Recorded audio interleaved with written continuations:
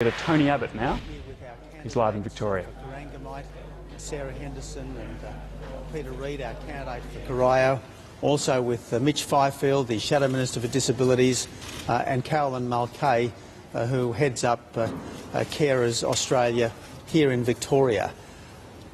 I want to make it absolutely crystal clear that as far as the Coalition is concerned, the National Disability Insurance Scheme is an idea whose time has come.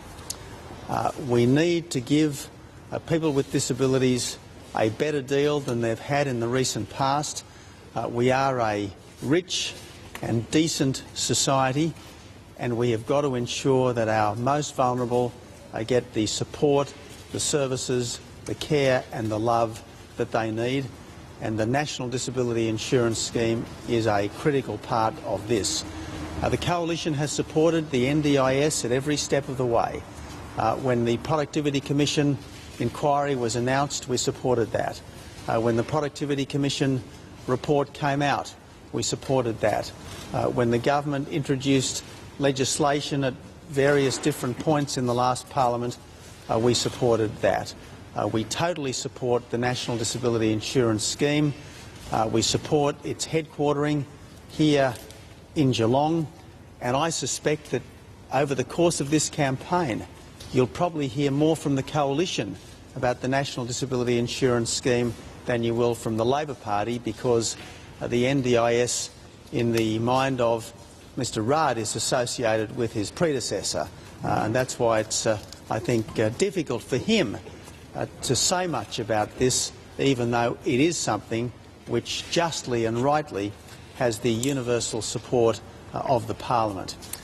Just a couple of things that I want to say before asking Mitch and then Carolyn to say a few words.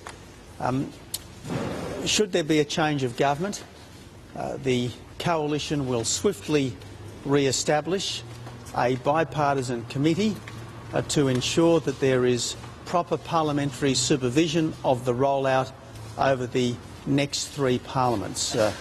The NDIS is not going to be fully operational until 2019. That's 3 elections away, and it's very important that there be appropriate political supervision all the way through.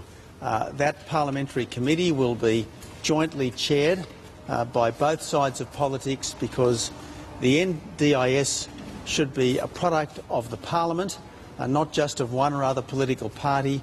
It should be something that is owned by the whole people, not by one or other side of politics. I want this to be an achievement for our nation, not just a party political achievement, because if it's an achievement for our nation, it will go on over the decades, constantly improving. It won't be something that will be chopped and changed with each change of government. The other point I want to make is that we prefer the title, National Disability Insurance Scheme. That reflects its nature as envisaged by the Productivity Commission, and certainly it's something which seems to be favoured by people in the sector. People in the sector are proud and independent people. They want support and encouragement, but they want to be as independent as they possibly can be, and that's what the National Disability Insurance Scheme should do. It is there to give good Australians who happen to have a disability the best chance of a full and rich and joy-filled life. That's why it's something that I am so proud to support. As you might know, over the last couple of years, the poly-pedal bike ride, which I helped to lead, has raised money for Carers Australia, so I guess in recent times I've deepened my familiarity with the issues of disability and disability care. It's very important that this new deal is the best possible deal, and that's what I commit myself to. So Mitch, over to you, and then to Carolyn. Thanks, Tony, and can I thank Coringal for hosting us here this morning, and Tony, can I acknowledge your unstinting support for the NDIS and also the support of Peter Reid and Sarah Henderson for the NDIS and their championing of Geelong as the right place to have the NDIS headquarters. a federal coalition government will deliver the NDIS. We will honour the agreements between the Commonwealth and the various jurisdictions for launch sites. We will honour the agreements between the Commonwealth and the various jurisdictions for full statewide rollout. We will, if elected, honour the announced spending and also commit to the timeframe that's been agreed between the Commonwealth and the various jurisdictions. A few elements in the policy I'd like to comment on. The first is one of the measures of the success of the NDIS should be a significant reduction in the level of unemployment among people with disability. If you have a disability in Australia, you're probably twice as likely to be unemployed. If people get the supports that they need for daily living through the NDIS, then they should be in a better position to contemplate employment. But at the moment, responsibility for employment issues for people with disability are split between the Employment Minister, who has responsibility for open employment, and the Disabilities Minister, who has responsibility for supported employment at places like Coringal. Under a coalition government, we will bring responsibility for the NDIS, supported employment and open employment together under the Minister for Disabilities to make sure that we can have a focus on improving the level of employment of people with disabilities. The coalition, if successful, will also introduce a young carers bursary scheme. There are over 360,000 young carers between the ages of 15 and 25 who undertake caring responsibilities. Now, those people have to juggle study, their caring responsibilities and often work. And invariably, something has to give, and too often that's study.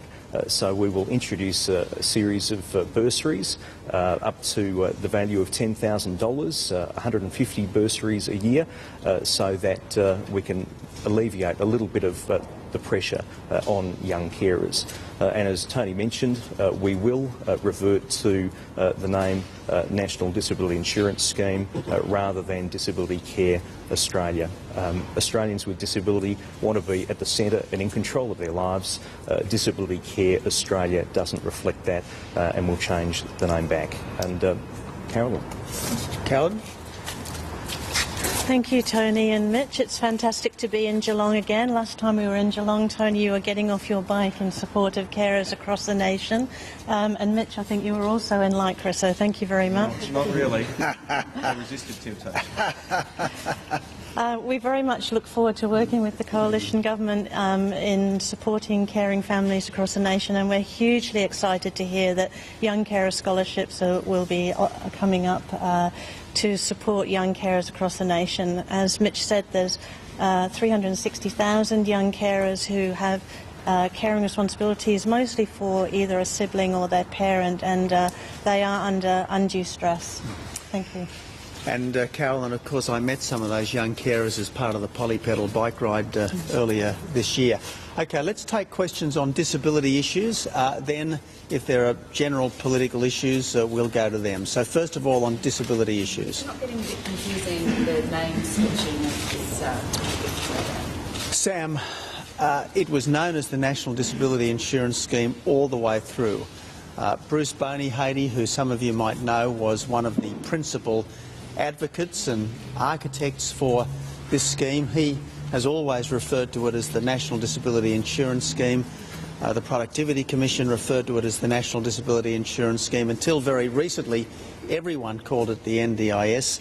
It's only in the last couple of months that its name was changed. Now, I note the government has a $22 million advertising campaign around disability care, but as people have said, the sector sees the scheme as supporting them to live a better life. It doesn't see it as simply a care for vulnerable people kind of operation. Do you think disability advocacy group would be happy that Labor's introduced this plan? Obviously it's bipartisan. You were saying we're going to talk about it, and everyone's not proud of it, isn't it? Great. Well, Tom, I'm just making the point that I am very proud to be associated with this scheme. I am very proud to be associated with it. We've given it support at every step along the way. I was disappointed that it took the government quite some time to agree to a bipartisan committee. It was really only at the death of the last parliament that they agreed to a bipartisan committee. But if we do want this to flourish as the product of our whole nation, as something which is a sign of the decency and the commitment of our whole nation to vulnerable people, well, then it does need that kind of committee to take it forward together.